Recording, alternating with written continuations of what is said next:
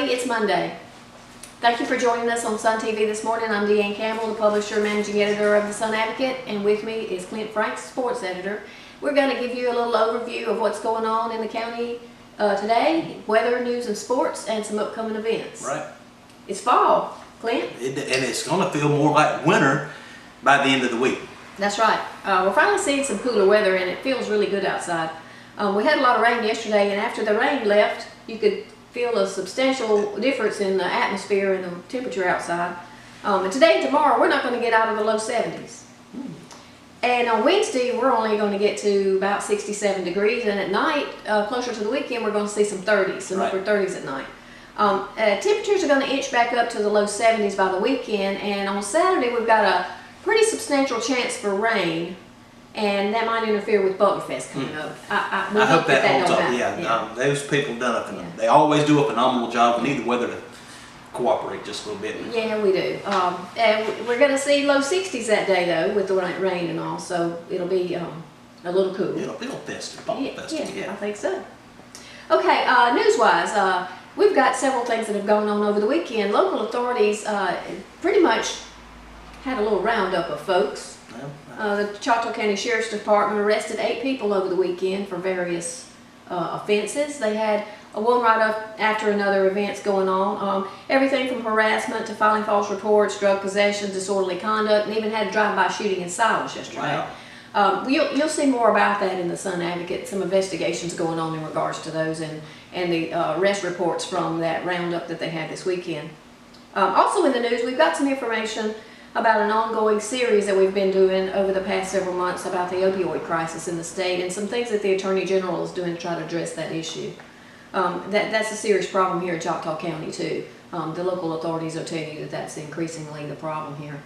We have a problem with meth, we have a problem with other drugs, but the opioid crisis is really affecting local people. Motorists will need to heed a new law that goes into effect November the 1st. They passed this law last year. Goes into effect November the 1st, and you can suffer some civil penalties and even driver's license suspensions if you don't carry liability insurance when you're driving. So you need to heed that if you don't want to face the consequences for not having liability insurance. And we've got a lot of talk about taxes these days, Clint. Oh, yeah. I think the Trump administration is trying to push through their tax reform bill. But what does Alabama's tax picture look like, and how do we measure up with other states? The goal is, of course, to bring residents and businesses to a state.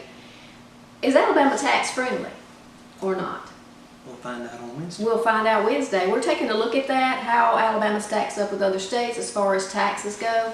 Everything from income tax to fuel tax to local sales tax even. So be on the lookout for that story. It's pretty interesting to see how we measure up to those around us and whether or not we can draw people and businesses to the state because of our tax base.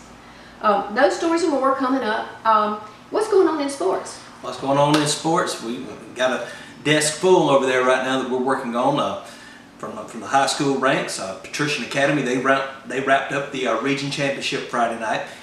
South Choctaw, they wrapped up second place, and that's important because both of those teams will be in action at home next Friday night when the AISA playoffs begin. Southern Choctaw knocked off their in-county rival Choctaw County Friday night. The Indians travel to Chickasaw in a must-win region battle. If they win, they're in the playoffs. If they don't, it's going to be a long off season on the reservation. Well, what do you think the chances are of us seeing a PA versus SCA something going on here with the playoffs situation? I'm going to tell you, and I've said this.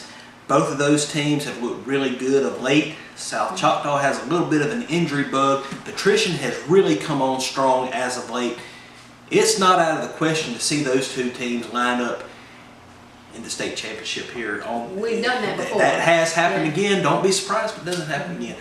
From college ranks, Alabama knocked off Tennessee. Auburn had no problems with Arkansas. Alabama heads into an off week, and fasten your seatbelts. The SEC West is about to get really wild. Well, I know you had a little bit of a good time on Saturday. Had a good time. You got to go to Tuscaloosa to the to the game and sit in the press box and hobnob with the. Got to rub some elbows Yeah. with some folks. I sat in the press conference with Coach Saban. That was pretty cool. So I think that I don't really have to pay you a paycheck this week because that was pay enough, right? I don't know so much about that. I don't know if I don't know if my mortgage company would appreciate that or not. But I had a great time. That's a pretty neat experience. I wish, and honestly, anybody that's ever been an Alabama fan or an Auburn fan, it's really neat to see something like that come together. That's right. Speaking of sports related events, Patrician held their homecoming game this past week. They crowned a queen and they had their festivities going all week last week, including a parade that they held on Friday. And we've got a few clips from that parade coming up for you. We hope you enjoy watching this.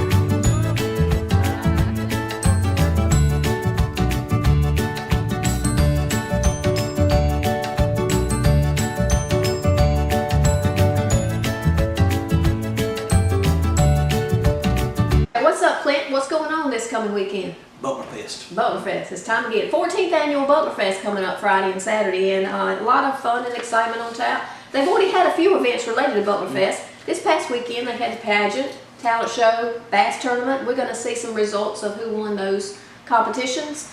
And then coming up on Friday, you're going to, throughout this week, going to see them putting together carnival rides. Vendors will be coming to the square, lots of arts and crafts, lots of food. If you're hungry, you need to go to Butler on Friday and Saturday. They'll have everything you can imagine to eat. Got some competitions coming up, not just the cooking competitions, but we got a 5K run, 2-mile fun walk, and a fun run for the kids coming up on Saturday morning. Registration's at 7 o'clock at 360 Fitness. That's right there on the square across from the courthouse. If you are a runner or just want to get out and walk or bring your kids and let them have a little fun, come and register. You can register there at 7 o'clock for the races. Things really get started at 10 o'clock on Friday. You'll see vendors on the square, and there'll be carnival rides and games. Even those of us who think we're kids might enjoy some of this stuff. And there'll be a street dance Friday night, Friday evening at 6 o'clock, featuring homemade jam. Have you ever seen homemade jam? I made it before. Yeah. Speaking of food, competition teams will be setting up on the square all day Saturday. They'll be cooking up the barbecue. If you walk through Butler on Saturday, you'll smell it. You'll smell it, yeah, absolutely. And you will smell everything from good, great sauces to desserts to ribs, and they'll have competitions going on for the MBN barbecue, backyard barbecue, local people participating. Now, you know, the cooking team will be big into that competition. And all those competitions will culminate on Saturday evening at 5:30 with awards presentations for those competitions at the grandstand right across from the courthouse. Throughout the day on Friday and Saturday, there'll be fun of all kinds. 10 a.m. on Saturday morning, we'll have an opening ceremony at the grandstand. 3 o'clock, we're going to have a dance party for the kids on Saturday. And at 4 o'clock, local high school bands will participate in the Battle of the Bands. That's been fun. That should be a really good treat, though. And we've got some great high school bands. If you haven't heard those bands in performances or on the field, you need to go because you'll be impressed with what our local students are doing with their music.